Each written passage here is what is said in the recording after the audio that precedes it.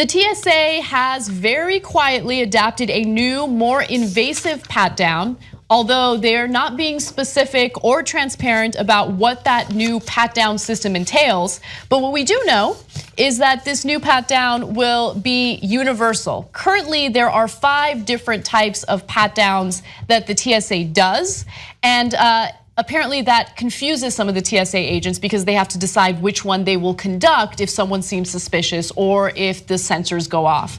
So now they've decided, we're just gonna do a universal enhanced pat-down. But again, we just don't know what it is. And the only reason why we know that this has happened is because Bloomberg found out due to TSA agents letting local police officials know, hey, individuals might complain about this, so just expect those complaints. So I think there's a couple of different reasons why this might be happening. And so let's first of all break down what enhanced pat down could be. There's 2 different kinds of pat downs. There's the one that they do with the back of their hands, and then there's the one that they actually do with the front of their hands. And on the show before, we've described how Anna and I have gotten an enhanced pat down, not only with the back of their hands, I've gotten that many times, but the front of their hands. And they will actually touch your genitals with the front of their hands. Yes. So it's, you can call it a pat down, but I mean, it is incredibly invasive, and they actually go inside your pants to do it, and they, for crazy reasons, as Anna explained in another show, they claimed that she had a crotch anomaly, whatever the hell that means. Went through the full body scanner, wearing skinny jeans. Okay, so very, very tight pants. And as I walked out, the TSA agent, a woman, stopped me and she's like, I'm gonna have to do an enhanced pat down, you have a crotch anomaly. And I was like, what the hell does that mean? And I looked at the scanner and my crotch was lit up in the image, right? So she wasn't lying to me, but then she asked if I wanted to go into a private room or if I wanted to just do it there, and I was in a rush, I was running late, so I was like, how bad could this possibly be? Let's just do it and get it over with here. And I don't know if it was intentional or if it was an accident, but yeah, she went in my pants, in my underwear, front of the hand, swiped in the front, swiped in the back, did it again. It was crazy and insanely invasive. So to go inside the underwear is insane, let alone inside the pants. So is there some sort of new security threat? No, it doesn't appear so. It sounds like that they're getting, I don't know if it's internal criticism, external criticism about how they're choosing people. So they said instead of officers choosing who to search more extensively at random checkpoints, they'll now be doing this more thoroughly. And they said it, quote, lessens, this is according to the TSA, lessens the cognitive burden for our officers and reduces the possibility for confusion with passengers and employees as well. Okay, so let's stop there for a second. So cognitive burden, think about that for a second. These are TSA agents, these are the people who are supposed to be keeping us safe, and their higher ups are concerned about their cognitive burdens.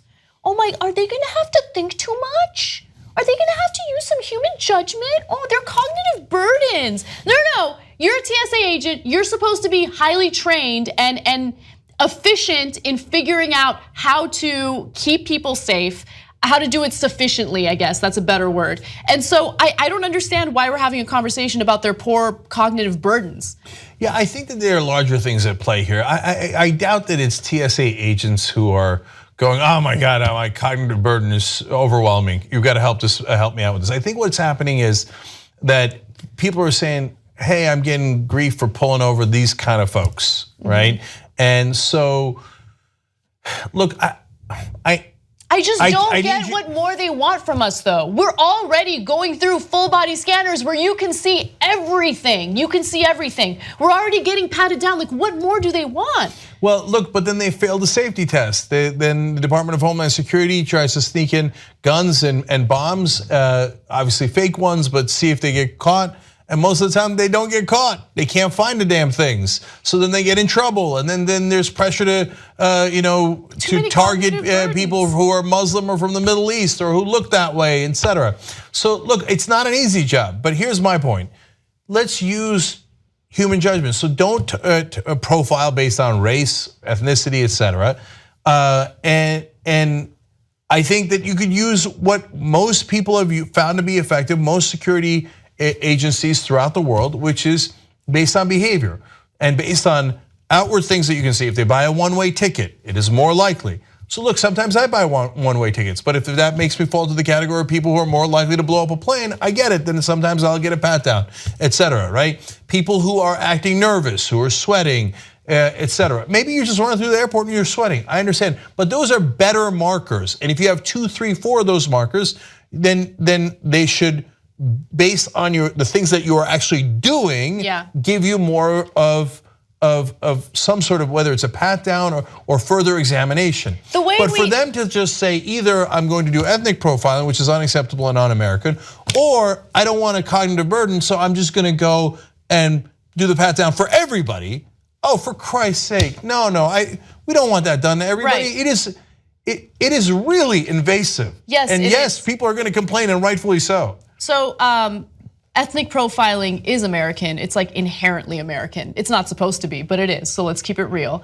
But another thing that I want to add is, look, on one hand, I feel for the TSA agents because in order for them to do the type of screening that you just described right now, you need to be well-trained and also well-staffed. The way that we handle security at airports is also very American. Let's understaff and let's find the most invasive, non-human judgment requiring method to screen people. That's a very American thing. It's what we do with our schools. It's now what we do with our security, with TSA agents. You need to have a fully staffed TSA team ready to do the type of procedures that you just mentioned. And we're not gonna do that. The government is not gonna spend money on that. They're gonna pretend like they care about keeping us safe, and maybe they do, but their way of keeping us safe is invading our privacy as much as possible and making sure we feel as violated as possible as we go through air travel. There's gotta be some balance between security and privacy, man. And when you're in my pants, you've crossed that line. Are you sick of the mainstream media? Then I got good news for you. We're gonna hire some investigative reporters and we're gonna go house. We're actually going to investigate what's happening in this country and stand up for you guys. Help us do it. Go to tytnetwork.com/go. If everybody watching this video just gives a little bit of money, we'd have plenty to hire those investigative teams and unleash them on the country.